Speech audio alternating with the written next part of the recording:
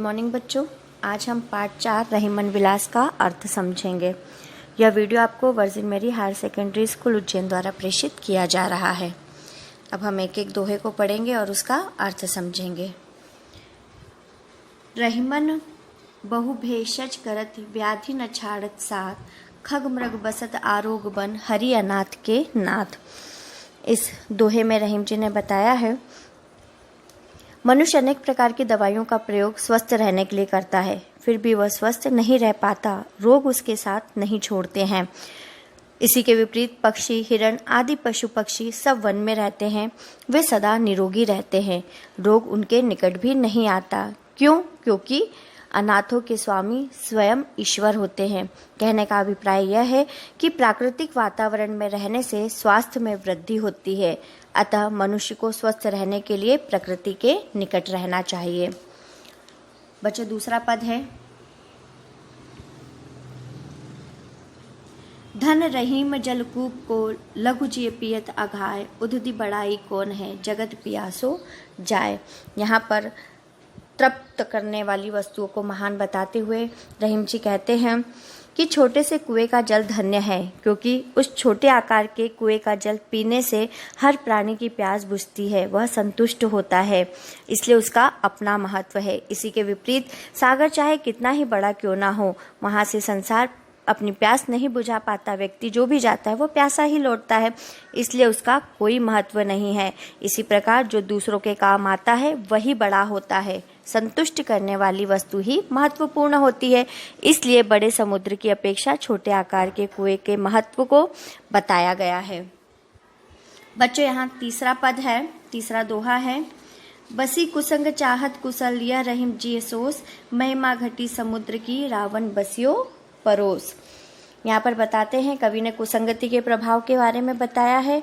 रहीम जी कहते हैं कि मनुष्य दुर्जन लोगों की संगति करता है, गलत लोगों की संगति करता है।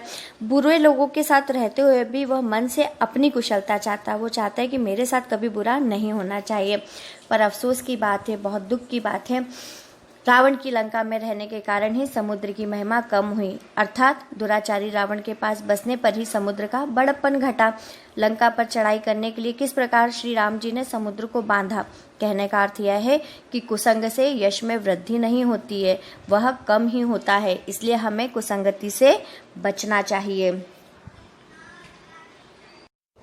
बच्चों, यहाँ चौथा दोहा है, रहीमन असुआ नैन ढरी जे दुख प्रकट करे, जाहे निकारो गेहते कस न भेद कह दे। इस दोहे में आंसुओं के द्वारा मन का दुख प्रकट होने की बात को बताया गया है और कहा गया है कि घर का भेदी कभी भी अच्छा नहीं होता है। रहीम जी कहते हैं, आंखों से आंसू निकलकर व्यक्ति के हृदय की बात को, मन के दुख को व्यक्त कर देते हैं। वे करे भी क्यों नहीं, क्योंकि जब किसी को घर से निकाला जाता है तो वह घर के भेद तो दूसरों तक पहुंचाता ही है। पांचवा पद है यहाँ पर, जब लगी वित्त न आपने तब लगी मित्र न कोय, रहीमन अंबुज अंबु बिनु रवि नाहित हित होए। यहाँ पांचवे दोहे में रहीम जी ने बताया है, रहीम जी कहते हैं कि जब व्यक्ति के पास धन नहीं होता तब तक कोई मित्र नहीं होता, अर्थात व्यक्ति के पास धन आ जाता है तो अनेक लोग उसके मित्र बन जाते हैं, परंतु क्या सभी मित्र मित्रता की कसौटी पर खरे उतरते हैं? जिस प्रकार कमल पानी में उत्पन्न होता है किंतु पानी के बिना कमल उत्पन्न नहीं हो सकता, उसी प्रकार धन में ही वो शक्ति होती है जिससे वह मित्र बनाता है।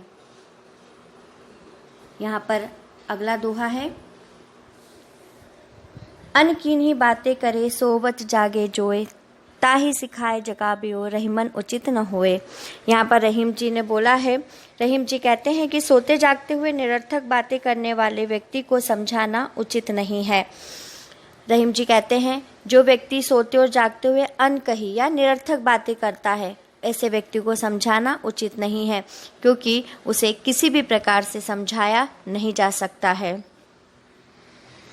अगला दोहा है, देनहार को और है भेजस सो दिन रेन, लोग भरम हम पे धरे याते नीचे नैन।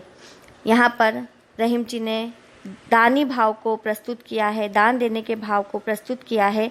रहीम जी कहते हैं कि धन संपत्ति देने वाला तो कोई दूसरा है, अर्थात ईश्वर है, वही हमको धन संपत्ति देता है, तभी हम किसी और को दान दे सकते हैं।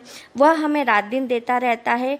रहीम जी उसी धन संपत्ति को दान में बांटते हैं, और जो दान प्राप्त करता है वह अज्ञानतावश भ्रमवश यह समझता है कि देने वाले कौन है, रहीम जी हैं। इसी कारण रहीम जी के नेत्र दान देते समय सदैव झुके रहते हैं। बच्चों 8वां दोहा है, छिमा बड़न को चाहिए छोटन को उत्पात, का रहीम हरि को वटियो जो भृगुमारी लात। यहाँ पर कवि ने बड़े लोगों की क्षमा करने की प्रवृत्ति को उनके व्यक्तित्व की शोभा बताया है।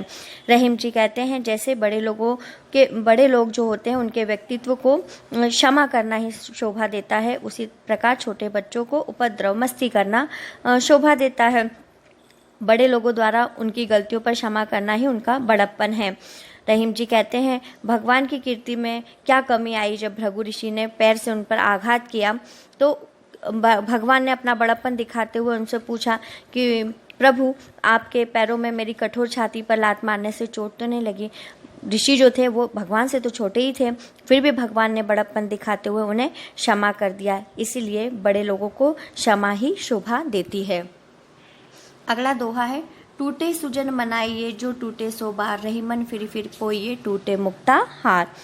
यहाँ पर रहीम जी ने सज्जनों तथा अपने प्रिय लोगों के रूठ जाने पर उन्हें बार बार मनाने पर बल दिया है कि हमारा कोई हमसे रूठ जाए तो हमें उसे मना लेना चाहिए। रहीम जी कहते हैं जिस प्रकार कीमती मोतियों के हार के टूट जाने पर क्या हम उन मोतियों को फेंक देते? नहीं, वह जितनी बार टूटते हैं हम उतनी बार उन्हें धागों में पिरोकर फिर से हार बना लेते हैं। उसी प्रकार जो श्रेष्ठ लोग हैं, हमारे प्रियजन हैं, हमारे कुटुंबी संबंधी और मित्रजन हैं, अगर वो हमसे रूठते हैं या नाराज होते हैं तो हमें उन्हें भी बार बार मना लेना चाहिए। अगला दोहा है, रहीमन पानी राखिए बिन पानी सब सून, पानी गए न उबरे मोती मानुस चून। यहाँ पर रहीम जी ने व्यक्ति को अपना आत्मसम्मान बनाए रखने की सलाह देते हुए बताया है। रहीम जी कहते हैं मनुष्य को अपने जीवन में आत्मसम्मान रखना चाहिए, क्योंकि पानी के बिना तो सब कुछ सूना ही है। पानी के बिना मोती, मनुष्य तथा चून यानी आटा किसी काम का नहीं होता। बिना चमक के मोती की कोई कीमत नहीं, चमकहीन मोती को कोई नहीं पूछता। उसी प्रकार बिना सम्मान के मनुष्य का जीवन का कोई महत्व नहीं होता है। इसलिए मनुष्य को सदा अपना आत्मसम्मान बनाए रखना चाहिए। सम्मान रहित मनुष्य का समाज में कोई महत्व नहीं होता है।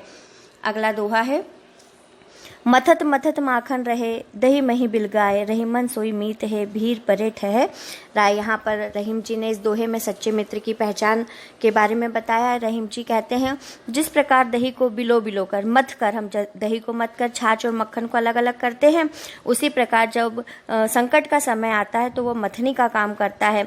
संकट के समय में जो हमारे साथ खड़ा रहे वो माखन है, यानी वो हमारा सच्चा मित्र है, और जो हमारा साथ छोड़ दे वह हमारा मित्र नहीं है। बच्चों यहाँ पर आखिरी दोहा है, तो ही लो जीवो भलो दीबो होए न धीम, जग में रहियो कुचित गति उचित न होए रहीम। यहाँ पर रहीम जी ने जीवन की सार्थकता के संबंध में बताया है। रहीम जी कहते हैं कि संसार में जीवित रहना व्यक्ति के लिए तभी तक सार्थक है जब तक उसके अंदर देने का भाव हो, दान करने का भाव हो। जब उसके मन में देने का भाव धीमा पड़ जाता है या लुप्त हो जाता है तो ऐसे व्यक्ति का जीवन अनुचित है। देने का भाव समाप्त होने पर संसार में जीवित रहना उचित नहीं है। उसकी सार्थकता, क्योंकि जीवन की जो सार्थकता है वो कहाँ, देने के भाव में ही छिपी हुई होती है।